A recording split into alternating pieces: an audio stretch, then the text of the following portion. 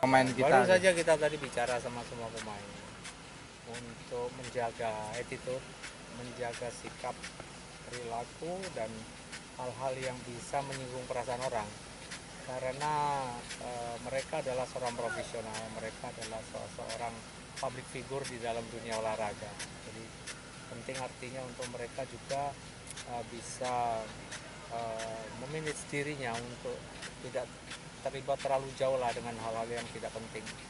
Menurut saya ini penting karena juga sekarang ini kan mudah sekali mengekspos aktivitas kita keseharian yang juga bisa mengakibatkan orang lain tersinggung. Padahal mungkin niat kita tidak seperti itu. Jadi saya ingatkan sama pemain-pemain untuk hati-hati, ya. Hati-hati dalam era digital seperti sekarang ini, karena hal-hal yang mungkin kita anggap biasa bisa menjadi tidak enak untuk atau menyinggung perasaan orang. Jadi hati-hati. Tapi nggak ada